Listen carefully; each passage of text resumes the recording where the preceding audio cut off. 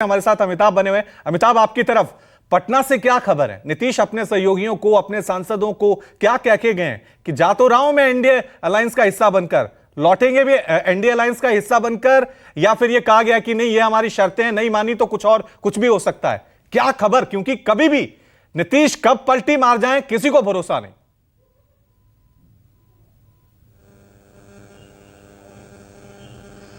देखिए रवि, जब बिहार में मतगणना का जब काम शुरू होने के पहले, यानी कि कल के पहले ही जब पहले चरण 7वें चरण का मतदान समाप्त हुआ था, उसके बाद ही नीतीश कुमार दिल्ली गए थे और सीधे उनकी प्रधानमंत्री नरेंद्र मोदी से मुलाकात हुई थी। रिजल्ट आने के पहले ये मुलाकात हुई थी और साथ में अमित शाह से उनकी फोन पे बात हुई थी और उसके बाद नीतीश कुमार वापस पटना लौटे थे। ये रिजल्ट की पहले की बात थी और उनकी जो बॉडी लैंग्वेज प्रधानमंत्री के साथ मिलने की थी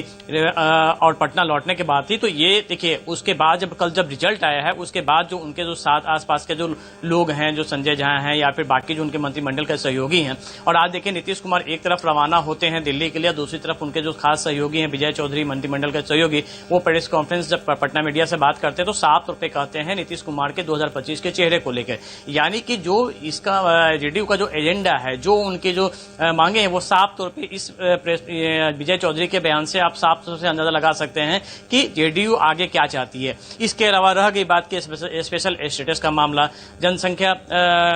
जनगणना का जो जनगणना की मांग जो थी, तो ये मांगे भी होंगी। और स्पेशल स्टेटस के मुद्दे पे पिछले बार भी जब एनडीए गठबंधन में शामिल हुई थी नीतीश कुमार, तो वो चाहते हैं और इसका एक माइलेज, जो कि लगातार जो तेजस्वी यादव ने जो कैंपेनिंग चलाया था, उसमें बेरोजगारी और शिक्षा के अलावा जो सबसे बड़ी मांग थी वो स्पेशल स्टेटस का मांग था, या फिर जो जनसंख्या माफ करेंगे जनगणना, जो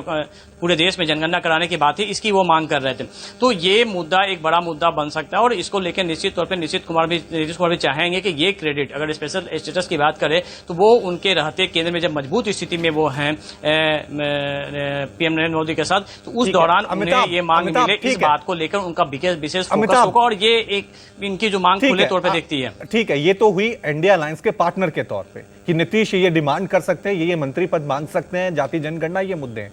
लेकिन ये भी तो याद होगा ना अमिताभ कि नीतीश कुमार के अंदर प्रधानमंत्री बनने की इच्छा है, तभी तो उन्होंने इंडिया अलायंस का गठन किया था और वही सूत्रधार थे। क्या वो प्रधानमंत्री बनने की इच्छा उनकी खत्म हो गई है या अब भी जिंदा है? ये भी तो सवाल है ना कि कहीं वो इच्छा अभी दबी रह गई है या सिर्फ उन्होंने मान लिया कि मुख्यमंत्री बनके मैं चलूंगा।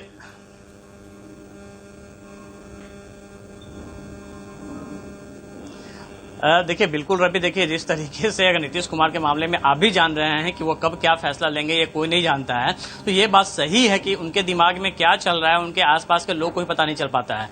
2024 के चुनाव के पहले जिस वक्त जब इंडिया अलायंस का जो बात चल रही थी, उस दौरान भी उन्हें प्रधानमंत्री का चेहरा होने की बात उनके पार्टी के नेताओं की तरफ से कहा गया था। और निश्चित तौर पर आज जब हो रही, देखिए कल उनके जो एक एमएलसी का बयान आया, हालांकि कोई बड़े नेताओं का बयान अभी तक इसमें नहीं आया है कि क्या आगे करेंगे, लेकिन इस बात से कोई इंकार भी नहीं सकता, कहीं कहीं हर कोई चाहता है कि हम आगे बढ़े। लेकिन फिलहाल अभी नीतीश कुमार के मन में क्या चल रहा है ये तो वही जानते हैं, क्योंकि अभी जो हालात हैं, ये जरूर है कि जिस तरीके से 2024 चुनाव के पहले ये मान लिया गया था कि अब, और तेजस्वी यादव लगातार कहते थे कि सादे कागज पे लिख लीजिए कि 24 के बाद जेडीयू खत्म हो जाएगी, तो वो जो हो रहा था वो तो खत्म कर दिए हैं नीतीश कुमार ने। और जिस तरह से प्रदर्शन जेडीयू का इस चुनाव में हुआ है, वो तो साफ हो गई है कि जिस तरीके से बीजेपी और जेडीयू मिलकर जो चुनाव जीते हैं, तो उसमें जेडीयू का पलड़ा कहीं ना कहीं बीजेपी से भारी दिख रहा है। तो उनकी तो डिमांड हो सकती है और वो जो उनकी जो मांगे हैं